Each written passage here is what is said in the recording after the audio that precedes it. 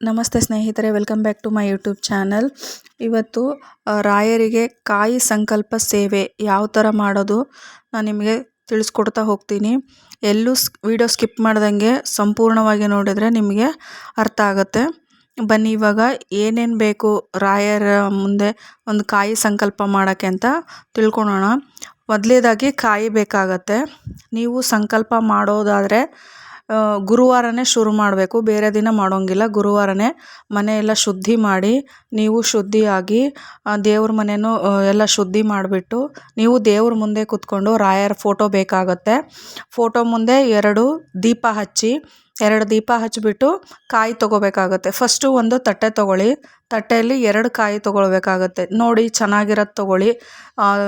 ಅಂದರೆ ಇದು 5 ವಾರದ ಸಂಕಲ್ಪ ಸೇವೆ ಇದು. ಆದ ಕಾರಣ ನೋಡಿಬಿಟ್ಟು ಚೆನ್ನಾಗಿರೋ ಕಾಯಿ ತೊಗೋಬೇಕಾಗತ್ತೆ. ಇದು ಪ್ರತಿ ವಾರ ಚೇಂಜ್ ಮಾಡುವಂಥದ್ದಲ್ಲ. ಇದು ಒಂದು ಸತಿ ನೀವು ಸಂಕಲ್ಪ ಮಾಡಿಟ್ರೆ ಅದೇ ಕಾಯಿನೇ 5 ವಾರ ಅದೇ ಕಾಯಿನೇ ಇರಬೇಕಾಗುತ್ತೆ. ಅದಕ್ಕೆ ನೋಡಿಬಿಟ್ಟು ಚೆನ್ನಾಗಿರೋ ಕಾಯಿ 2 ಕಾಯಿ ತೊಗೊಳ್ಳಿ. ಯಾವಾಗಲೂ ಜೋಡಿ ಕಾಯಿ ತೊಗೊಳ್ಳಿ. ಫಸ್ಟಿಗೆ ಒಂದು ತಟ್ಟೆ ತೊಗೊಂಡ್ಬಿಟ್ಟು ಕ್ಲೀನ್ ಮಾಡಿಬಿಟ್ಟು ಅದರಲ್ಲಿ 2 ಜೋಡಿ ಕಾಯಿ ಇಡಿ. ಎಲೆ ಅಡಿಕೆ ಇಟ್ಬಿಟ್ಟು ತಾಂಬೂಲ ಇಡಿ. ಆಮೇಲೆ ದಕ್ಷಿಣ ಇಡಬೇಕಾಗುತ್ತೆ. ನೀವು ನಾನು ಫೋಟೋದಲ್ಲಿ ತೋರಿಸಿದ್ದೀನಲ್ಲ ಆ ಥರ ನೀವು ಒಳ್ಳೆ ಚೆನ್ನಾಗಿರೋ ತೆಂಗಿನಕಾಯಿನೇ ತೊಗೊಳ್ಳಿ. ಅದು ಏನೂ ಆಗಿರಬಾರ್ದು, ಮುಕ್ಕಾಗಿರಬಾರ್ದು, ಆ ಥರದ್ದು. ಆಮೇಲೆ ಎಲೆ ಅಡಿಕೆ ಬಾಳೆಹಣ್ಣಿಟ್ಟು ದಕ್ಷಿಣ ಇಡಬೇಕಾಗುತ್ತೆ. 101 ರೂಪಾಯಿ ದಕ್ಷಿಣ ಇಡಬೇಕಾಗುತ್ತೆ. ನೀವು ಇದನ್ನು ಇಟ್ಬಿಟ್ಟು ರಾಯರ ಮುಂದೆ ಇಟ್ಟು ಸಂಕಲ್ಪ ಮಾಡಬೇಕು. ನೀವು ಯಾವ ಸಂಕಲ್ಪ ಮಾಡಬೇಕು, ನಿಮ್ಗೆ ಯಾವ್ದು ಕೋರಿಕೆ ಇದೆ ಒಂದೇ ಕೋರಿಕೆ ಹೇಳಬೇಕು. ನೀವು ಈ ವಾರ ಒಂದು ಹೇಳಿದೆ ನೆಕ್ಸ್ಟ್ ವಾರ ಒಂದು ಹೇಳೋದು ಮಾಡಬಾರ್ದು. ಒಂದೇ ಕೋರಿಕೆನ ರಾಯರ ಮುಂದೆ ಇಡಬೇಕಾಗುತ್ತೆ. ನೀವು ಈಗ ಮದುವೆ ಆಗಿಲ್ಲ, ಮಕ್ಕಳಿಲ್ಲ, ಅಥವಾ ಸಂತಾನ ಭಾಗ್ಯ ಇಲ್ಲ, ನಿಮ್ಮ ಹಣಕಾಸಿನ ತೊಂದರೆ ಏನಿದೆ, ಮಕ್ಕಳು ಓದಲ್ಲ ಅಂತ ಅನ್ನೋದಾದರೆ ಒಂದೇ ಕೋರಿಕೆನ, ಈಗ ಮದುವೆ ಆಗಲ್ಲ ಅಂದರೆ ಅದೊಂದೇ ಕೋರಿಕೆನ ರಾಯರ ಮುಂದೆ ನೆನೆದು ಭಕ್ತಿಯಿಂದ ಭಾವದಿಂದ ಬೇಡಿಕೊಂಡು ರಾಯರ ಹತ್ರ ಸಂಕಲ್ಪ ಮಾಡಬೇಕು. ದೇವರೇ, ನಾನು ಇದನ್ನು ತೆಂಗಿನಕಾಯಿ ಸಂಕಲ್ಪ ಮಾಡ್ತಾ ಇದ್ದೀನಿ. ಈ 5 ವಾರದಷ್ಟೊತ್ತಿಗೆ ನಂದೇನಿದೆ ಬೇಡಿಕೆ ಅದು ಈಡೇರಂಗೆ ಮಾಡಪ್ಪ ಅಂತ ರಾಯರ ಮುಂದೆ ನೀವು ಕೇಳ್ಕೊಬೇಕಾಗುತ್ತೆ. ಕೇಳ್ಕೊಂಬಿಟ್ಟು 2 ದೀಪ ಹಚ್ಚಿರ್ತೀರಲ್ಲ, ತುಪ್ಪದ ದೀಪ ಹಚ್ಚಿದರೆ ತುಂಬ ಒಳ್ಳೆಯದು. ಒಂದು ಕೊಬ್ಬರಿ ಎಣ್ಣೆ ದೀಪ ಹಚ್ಚಿ. ಕೊಬ್ಬರಿ ಎಣ್ಣೆ ದೀಪನೂ ರಾಯರಿಗೆ ತುಂಬ ಒಳ್ಳೆಯದಂತ ಹೇಳ್ತಾರೆ. ಆ ಕಾರಣ ಕೊಬ್ಬರಿ ಎಣ್ಣೆ ದೀಪ 1 ಹಚ್ಚಿ, ಆಮೇಲೆ ತುಪ್ಪದ ದೀಪ 2 ಹಚ್ಚಿ, ಆಮೇಲೆ ಮಾಮೂಲಿಗೆ ನೀವು ಎಷ್ಟು ಹೂವು ಹಾಕ್ತಿರೋ ಹಾಕಿಬಿಟ್ಟು ಶ್ರದ್ಧಾ ಭಕ್ತಿಯಿಂದ ರಾಯರಲ್ಲಿ ಕೇಳಿಕೊಂಡು ನೀವು ಸಂಕಲ್ಪವನ್ನು ಮಾಡಿ. ಅದಾದಮೇಲೆ ಅವತ್ತಿನ ದಿನ ನೀವು ಸಾಯಂಕಾಲ ಮಠಕ್ಕೆ ಹೋಗ್ಬೇಕಾಗತ್ತೆ. ಆದರೆ ಮಠಕ್ಕೆ ಹೋಗಿ ಬಂದರೆ ತುಂಬ ಒಳ್ಳೆಯದು.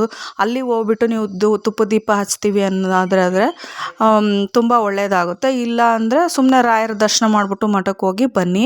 ದಯವಿಟ್ಟು ಅವತ್ತು ನಾನ್ ವೆಜ್ ತಿನ್ನಬೇಡಿ. ಧೂಮಪಾನ ಮದ್ಯಪಾನ ಆ ಥರದ್ದೇನೂ ಮಾಡೋಕ್ಕೆ ಹೋಗಬೇಡಿ. ಅವತ್ತೊಂದಿನ ಗುರುವಾರದ ದಿನ ಈ ಥರದ್ದೇನೂ ಮಾಡ್ದಂಗೆ ಸಂಕಲ್ಪವನ್ನು ಮಾಡ್ಕೊಳ್ಳಿ.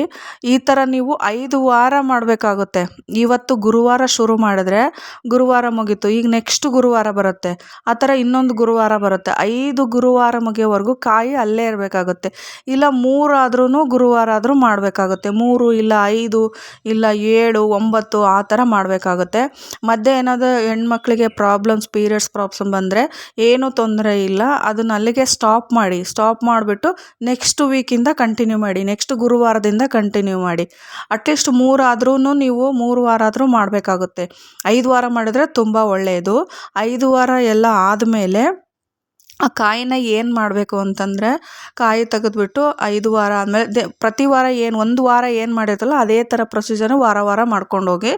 5ನೇ ವಾರ ಆದಮೇಲೆ ಆವತ್ತು ತೆಗಿಯೋಕೆ ಹೋಗ್ಬೇಡಿ. ನೆಕ್ಸ್ಟು ಫ್ರೈಡೇ ಬರುತ್ತಲ್ವ, ಫ್ರೈಡೇ ಆ ಕಾಯಿನ ತೆಗೆದ್ಬಿಟ್ಟು ರಾಯರಿಗೆ ಕೇಳಿ, ಪರ್ಮಿಷನ್ ಕೇಳಬೇಕು. ನಾನು ಈ ಥರ ಸಂಕಲ್ಪ ಮಾಡಿದ್ದೀನಿ, ಇವತ್ತು ಪೂಜೆ ಮುಗಿದಿದೆ ರಾಯರೇ, ನಾನು ಇದನ್ನ ಕಾಯಿನ ಸ್ವೀಟ್ ಮಾಡಬೇಕು. ಆದಷ್ಟು ಸ್ವೀಟ್ ಮಾಡಿ ರಾಯರಿಗೆ ಏನಾದರೂ ನೈವೇದ್ಯ ಮಾಡಿಬಿಟ್ಟು ಮನೆಯಲ್ಲೆಲ್ಲ ಹಂಚ್ಕೊಂಡು ತಿನ್ಬೋದು.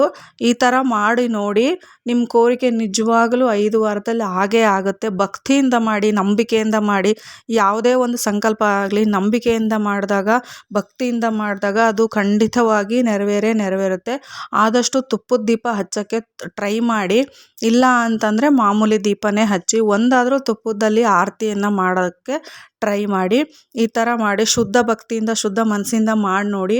ನಿಜವಾಗ್ಲೂ ನೀವು ಏನು ಅಂದ್ಕೊಂಡಿರ್ತೀರೋ ಅದು 5 ವಾರದಲ್ಲಿ ಖಂಡಿತವಾಗಿ ಆಗೇ ಆಗುತ್ತೆ. ಮತ್ತು ಏನಾದರೂ ಇದರಲ್ಲಿ ಡೌಟ್ಸ್ ಇದ್ದರೆ, ನಿಮಗೇನಾದರೂ ಅನಿಸಿದ್ರೆ ಕಮೆಂಟಲ್ಲಿ ಕಮೆಂಟ್ ಮಾಡಿ. ನಾನು ನಿಮಗೆ ಅದಕ್ಕೆ ಆನ್ಸರ್ ಮಾಡ್ತೀನಿ. ಮತ್ತೆ ಸಿಗ್ತೀನಿ ಮುಂದಿನ ವಿಡಿಯೋದಲ್ಲಿ. ಎಲ್ಲರಿಗೂ ಧನ್ಯವಾದಗಳು.